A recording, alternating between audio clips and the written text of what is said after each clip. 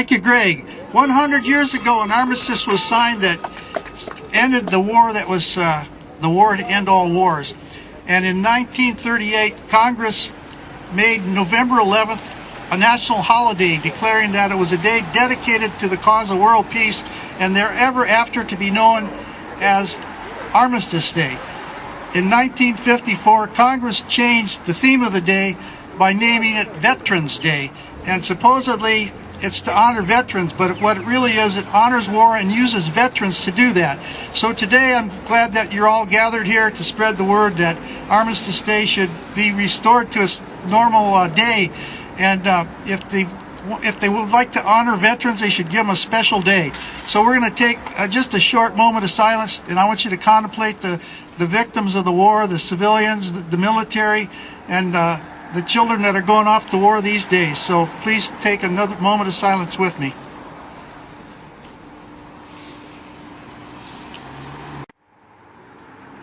Thank you. So now we're going to have the grannies are going to sing. We're going to have some peace dancers, and then Tony with his friend with the guitarone is going to close out the show here. Now, if anybody has some words they'd like to share with us, some brief words, you may come up here and do that now before the grannies sing.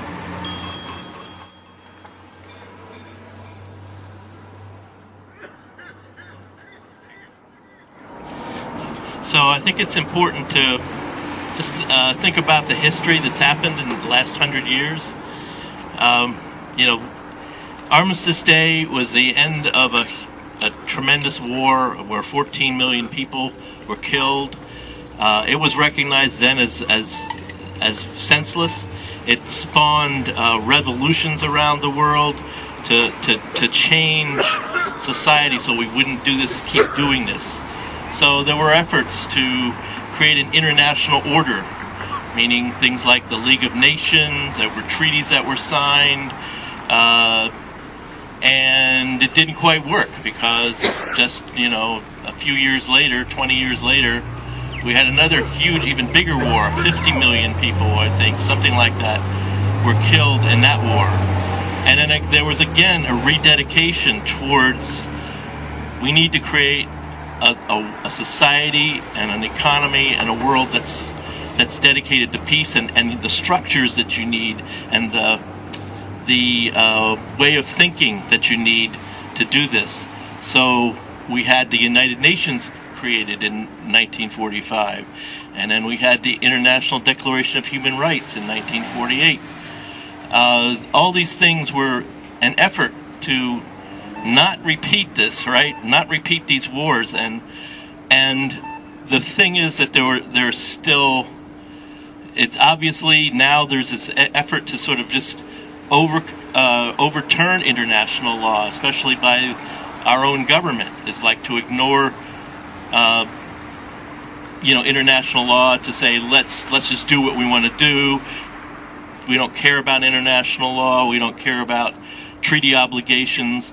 And at the same time, there's been this whole use of militism for everything, for resolving every issue. So that's what we're up against.